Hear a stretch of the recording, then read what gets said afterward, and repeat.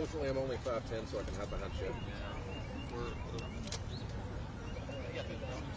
don't have the worst picture on here, the one where the bomb in the middle.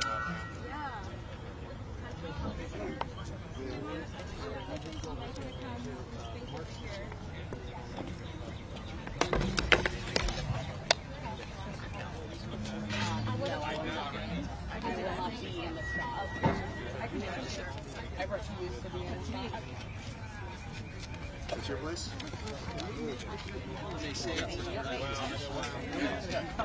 Anyway, they're going to use their own blood. I gave you my card. Okay, that's what I'm saying. If you need actual information of humans like Mark, who got beat up, Yeah. 84-year-old retired Air Force colonel in San Francisco, and they didn't do anything, and then they knew who he is. I've been on the phone with the sergeant all across. That's what I do. Got it. Got it. Thank you. If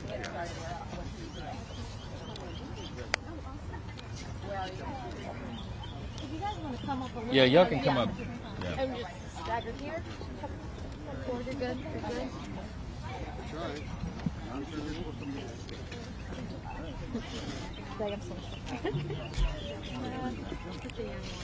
Well, good afternoon, everybody. This morning, our Constitution and Limited Government Subcommittee held a really important hearing here on the Hill. It was entitled Revisiting the Implications of the FACE Act. And the FACE Act is a 1994 law that was passed here that prohibits threats of force, obstruction, and property damage intended to interfere with reproductive health care services, and the statute protects pro-life pregnancy counseling services and other pregnancy support facilities providing reproductive health care. At least that's what the law is intended to do. But in actual practice, that is not what is happening. Under the misguided leadership of Attorney General Merrick Garland, the DOJ, the FACE Act has been stripped of its intent and used as a tool to both simultaneously prosecute pro-life individuals and insulate those who carry out attacks on pro-life advocates and facilities. Once again, our system of justice has been weaponized against individuals that the Attorney General deems unworthy of justice. Take Mark Houck's case, for example. He's here today. In October 2021, while standing and praying on a street corner away from the entrance of a Planned Parenthood clinic, he and his 12-year-old son were there. Mr. Houck was approached by a Planned Parenthood escort who repeatedly antagonized him verbally and attempted to intimidate him and his young son. He asked him politely to stop that behavior, and the man did not. And so Mr. Houck eventually pushed the escort away from his young son, and the guy fell to the ground. Well, 11 months later, the Houck's home was descended upon by 20 FBI agents with long guns pointed at the front door when he opened it. They broke down the door. They came in, and they battered him. It used a battering ram to get in the door. They arrested him in front of his 7 young children and his wife, who watched in horror of this terrible SWAT team display. What's even more shocking about this is that Mr. Houck's attorneys offered to have him voluntarily surrender when they found out about this, but the DOJ wanted instead, obviously, to intimidate him in his home and crush his will. You can't make this stuff up. The FBI used Gestapo tactics in this case against this man, and they did so under the pretense of the FACE Act. On the other side of the coin, in the wake of the Dobbs decision, there was a sharp and alarming rise in violence against pro-life pregnancy centers.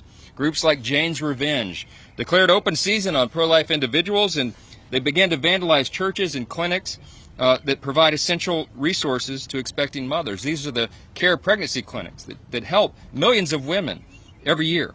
In fact, in the wake of the Dobbs decision, there were over 100 documented acts of violence and vandalism. You see some of the photos of this on display today, committed against these crisis pregnancy centers and churches, and virtually all of it has gone unpunished and unprosecuted. Only 4 individuals have been indicted, and they all came out of the same incident in Florida.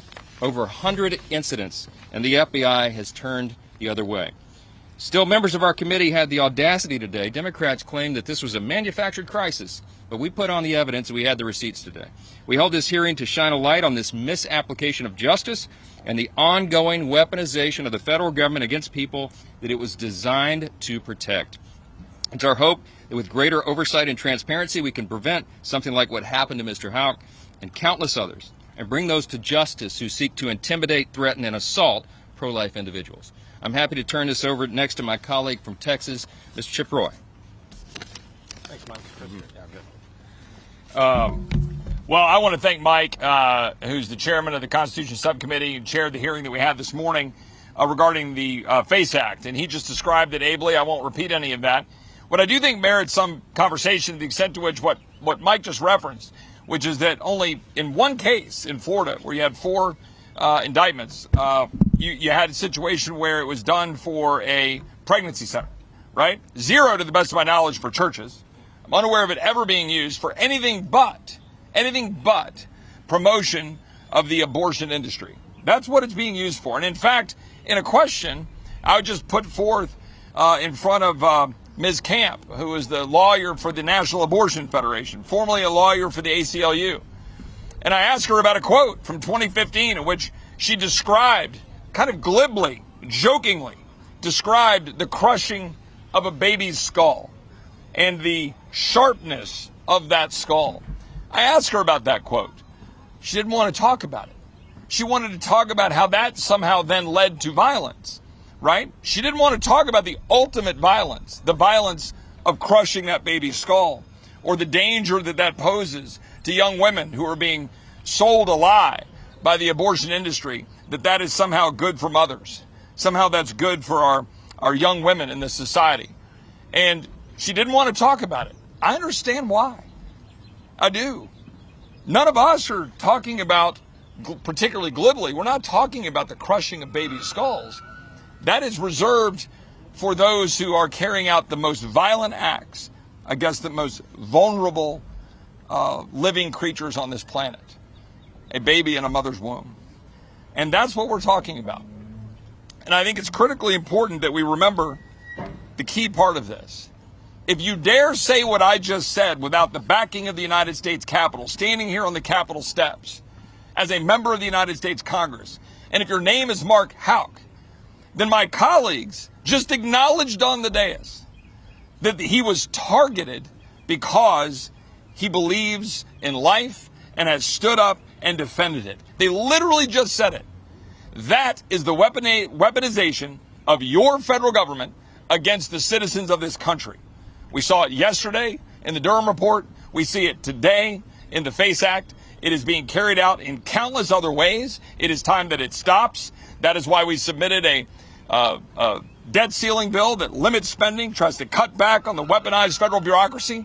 We're going to see that through so that we can minimize what's happening to the American citizens, and particularly in this case, the abuse of the FACE Act to trample on free speech, trample on the ability of people to speak out in defense of life, ultimately encapsulated best in the Declaration of Independence, that we hold these truths to be self-evident, right? The inalienable right to life, liberty, and the pursuit of happiness. And with that, I'm going to yield to my colleague, Chris Smith. Thank you. Thanks, sir. Thank you very much, Chip. Chairman Mike Johnston has very, very effectively outlined the dual implementation of justice, the fact that pro-lifers are maltreated, and Chip, again, just did a great job as well.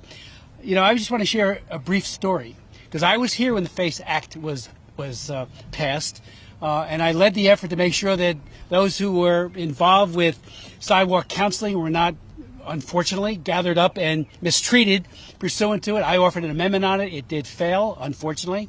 But the FACE Act, Freedom of Access to Clinic Entrances Act, applies to pro-life pregnancy centers. And this administration has been AWOL in implementing it and following up. Share a brief story. 2 women spoke at a pregnancy care center in Middlesex County, New Jersey, that I attended a few years ago. Both women were effusive in their thanks that the director of the pregnancy care center had approached them in absolute kindness and empathy as they were literally walking from the parking lot to an abortion clinic. They changed their minds and were helped through their pregnancy, and after the birth of their children, that help and that love continued. Later in the program, 2 young teenage girls spoke of the sanctity of life, how they were enjoying school, and the good work of the pregnancy care center. From the podium then, they turned to the director and thanked her and said that had she not reached out to their moms that day and followed up with such love and compassion, both of them said they would be dead. Pregnancy care centers across the country have suffered a surge of violent attacks, firebombing, and vandalism by pro-abortion activists in a coordinated effort to intimidate these amazing frontline volunteers and licensed medical professionals, providing this critical support and love to mothers in need and their unborn baby girls and boys.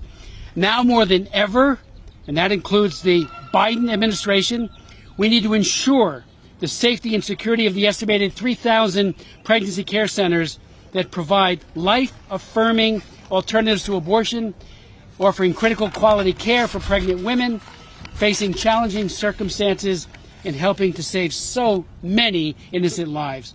The lives of more than 828,000 unborn babies have been saved in 5 years alone, 2016 to 2000, through the work of pregnancy care centers. The Biden administration should cease their persecution and implement the law. Thank you, Congressman Smith. I'm so proud to call him my congressman. And thank you also, Congressman Johnson and Roy and Bishop, for helping us bring a voice to this tragedy going on across America. The atrocious and often violent behaviors of those who are so fiercely against the protection of innocent life is staggering. And I want to thank you for highlighting the free help offered to women by thousands of pregnancy centers across the country. My name is Ann O'Connor. I'm from the National Institute of Family and Life Advocates, NIFLA for short. And today I represent them and more than 1,700 pregnancy center members throughout the United States. Just in the last year, more than 80 of them have been vandalized in some way. And do you know how many of those incidents resulted in any kind of arrest? One. Just one. Our pregnancy centers, many of whom are made up of volunteers who give their time, energy, and even financial contributions to help women and their families in need, are being hung out to dry by our government, who has so spectacularly failed to not only protect them, but also to pour resources into tracking down the offenders and bringing them to justice. Our centers have distributed millions of dollars in free diapers, clothing, baby gear, plus medical and social services to moms in need, and have walked alongside these women, many of whom have nowhere else to turn. Most weeks, the NIFLA staff hears from at least one center who has been vandalized and needs our assistance. Just last week, one of our centers in Florida was a victim of what is believed to be a satanic ritual attack. The police took more than 2 hours to arrive at the scene, and the FBI took 5 days to even respond to the director's repeated calls for help. If it was an abortion clinic, you know the response would have been immediate. It shouldn't be a political issue to protect those who are being outright attacked in this country, just for doing good. Next, you will hear from Savannah Deretich from Students for Life Action. Good afternoon, everyone, and thank you all for coming out today. My name is Savannah Deretich, and I'm the Government Affairs Coordinator of Students for Life Action. Students for Life of America and Students for Life Action President Kristen Hawkins applauds the House Judiciary Committee for addressing the abuse of the FACE Act as it is applied to peaceful pro-life Americans. The pro-life movement has become increasingly concerned about the injustice experienced by pro-life organizations and activists when dealing with federal agencies, particularly with the Federal Bureau of Investigation and the Department of Justice, through their misuse of the FACE Act. It has become progressively obvious that this law is being wielded by the federal agencies in a discriminatory manner towards the pro-life movement. This includes using the FACE Act as a cover to disproportionately discriminate against pro-life activists who have violated the law, as well as agencies turning a blind eye when pro-life pregnancy resource centers are damaged or destroyed by the abortion lobby. And where are the prosecutions for crimes against more than 72 crisis pregnancy centers in 80 Catholic churches that have been attacked or vandalized since the Dobbs leak? Instead, overzealous prosecutions of people like Mark Houck illustrate that weaponized Department of Justice is practicing viewpoint discrimination and prosecutorial choices made. As Students for Life Action President Kristen Hawkins wrote for the Newsweek, threats and acts of violence against pro-life activists are becoming increasingly common. Students for Life students' team members have endured everything from physical attacks and arson to bomb threats and intimidation, making security issues of vital concern and expense for pro-life events. When Justice Brett Kavanaugh, who was seen as a possible pro-life vote, was confirmed to the Supreme Court, protesters stormed at the court, banging on the doors. When people are afraid to use their free speech rights,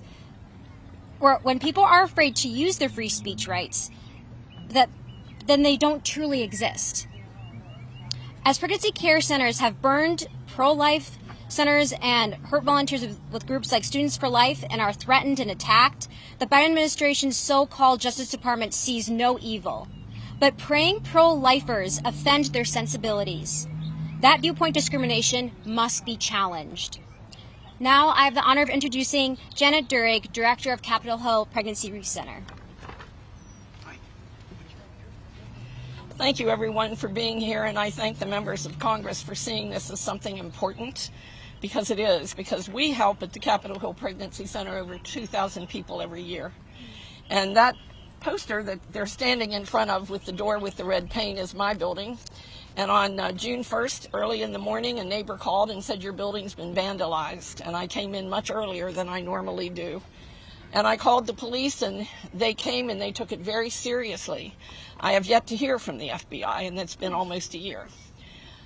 We suffered, we had to spend a lot of money. I mean, wonder what happens when something like this happens. So we were fearful for our clients, but we were also fearful for the building. We were able to clean up the damage of the red paint and Jane's revenge that was on the building. But in the middle of the night, months later, one of our security guards that we had to hire got out of his car and approached a young man who had rented one of the city bikes, and he was photographing all of our windows. And so that obviously scared him, and he went away. But the point is that that fear is still there for us to wonder about in other pregnancy centers throughout the country. And when you think of all the people that they're helping in a good way, that's just a shame that that's even being allowed, and no one in high up situations in the way of the FBI is taking a real stand, even though they need to through the FACE Act. I would invite any of you reporters, we're within walking distance if you want, be hot today, to come see the center for yourself and let me give you a tour and show you what a pregnancy center does. I have a business card with me, and you can approach me for that, and I'd invite you to come. I think it would do all of you good to understand what happens. I'm going to close with one question. When did keeping your baby stop being one of the choices? When did that happen? I don't know. It's my pleasure to introduce Brian Birch. He is the president of the Catholic Vote. Thank you, everyone. Very grateful to be here, and certainly honored to be here with the witnesses that testified before the Judiciary Committee this morning. My name is Brian Birch, and I represent Catholic Vote. We are a lay organization comprised of over 500,000 members, and I'm here to speak on behalf of millions of Catholics nationwide who have watched in horror over the last 3 years as hundreds of our churches have been vandalized and attacked, and now, since the Dobbs decision, crisis pregnancy centers that care for women in need have also come under repeated attack and violence. I think it's important to note that this is not something that happened in the past. These attacks continue to this day. We have kept a tracker map on our website that is updated every single day, and rarely a week does not go by before we are adding yet another incident to this tracker.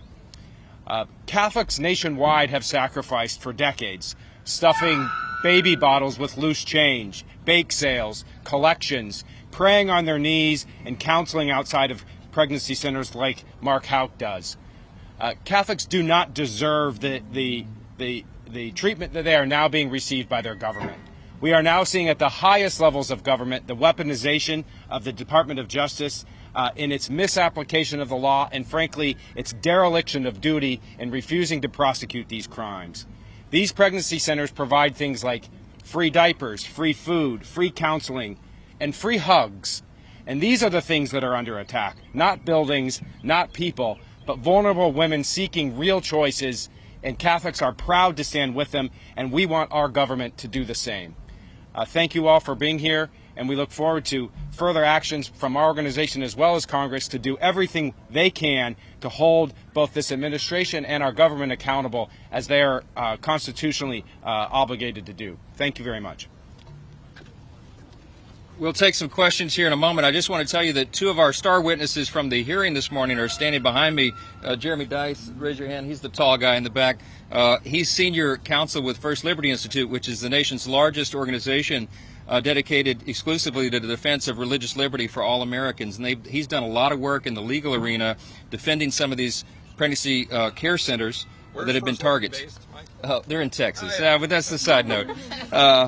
And then also standing behind me is Tammy Coker. And Tammy did an excellent job in committee today. She's the executive director of New Life Family Services. They're in the Minneapolis-St. Paul area, one of the oldest and most comprehensive pregnancy care centers in the country.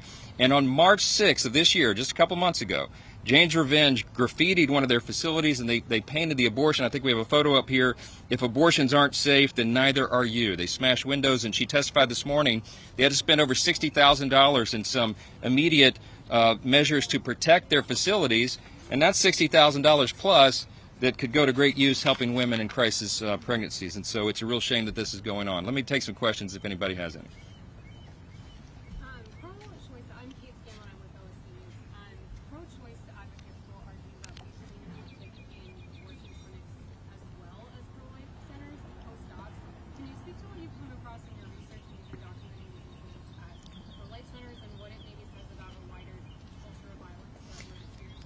Yeah, it was very interesting in the hearing today. Mr. Roy pointed this out, and we noticed that the Democrats' witness from the National Abortion Federation cited FBI statistics about attacks on the other side, but she had no FBI statistics on the pro-life centers. And it's interesting that the FBI apparently is not taking those statistics. You know, they took no action on the pro-life side of this to go after any of these 100 documented incidents of vandalism on pro-life centers and churches since Dobbs, since the leaked opinion.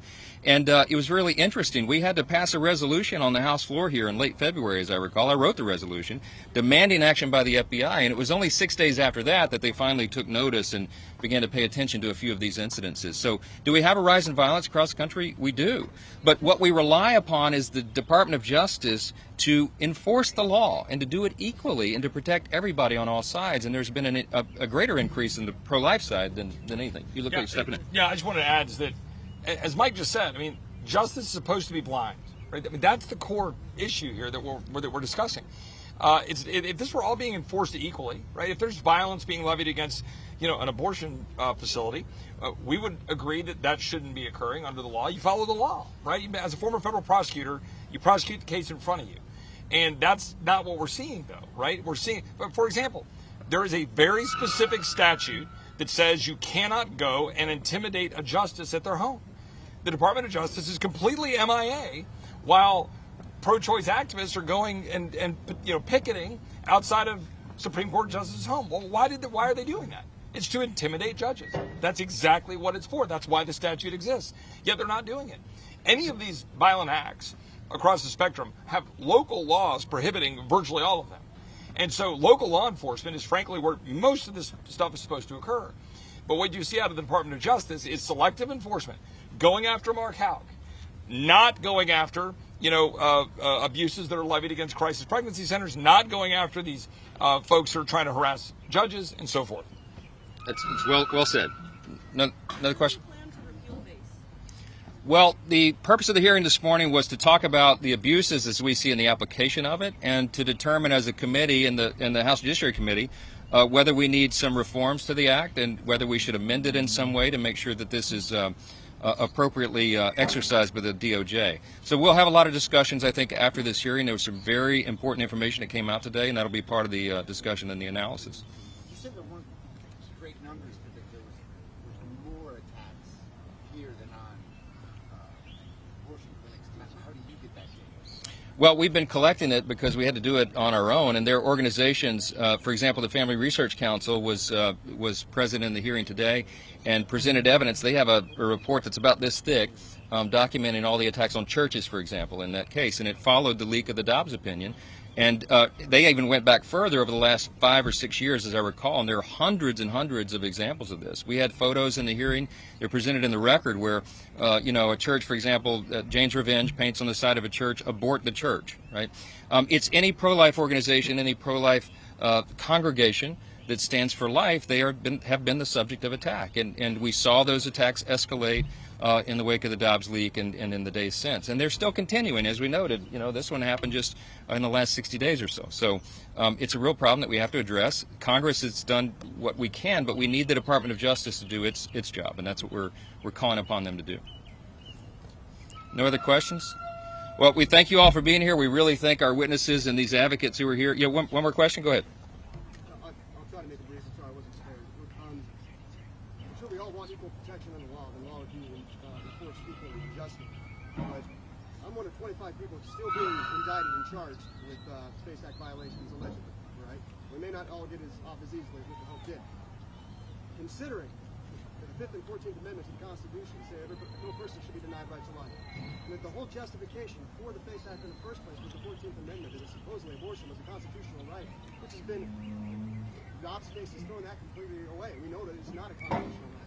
Shouldn't we be calling simply for, not for an equal application of the FACE Act, but simply the FACE Act to be disposed of for law enforcement who knows their job, not to arrest people who interfere with the acts of a criminal enterprise like an abortion clinic? Sorry if that's too much to answer in one roll. No, look, it's a great question. I mean, this is part of the discussion and the analysis we're going through. The FACE Act was a bipartisan effort back in the 90s because they saw an escalation of attacks, but it was supposed to cover both sides. And it's sad, it's unfortunate that you need a federal statute to basically enforce and uphold our fundamental freedoms, and the right to free speech and the right to religious liberty are among the most fundamental freedoms that we have. Next, of course, to the right to life, as Chip Roy pointed out in the Declaration of Independence. So, look, I think this is part of the discussions that we'll be having, and we'll be open to thoughts from people about how we should handle this going forward. We're in a new day. We're in an unprecedented time right now, and it's a dangerous time as well. So, yeah, Chris Smith, he's the chair of the Pro-Life Caucus, by the way. Chris Smith from New Jersey. I was here when we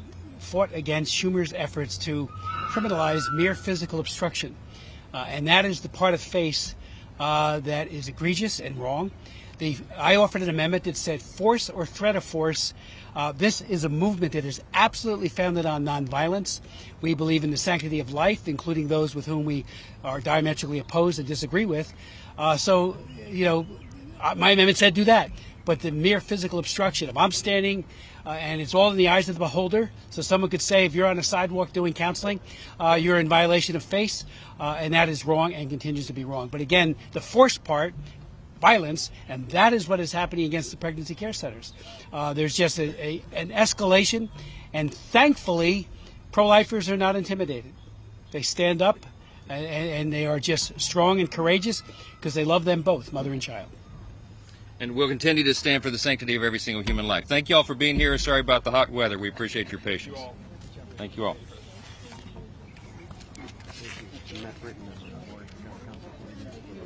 Thank you.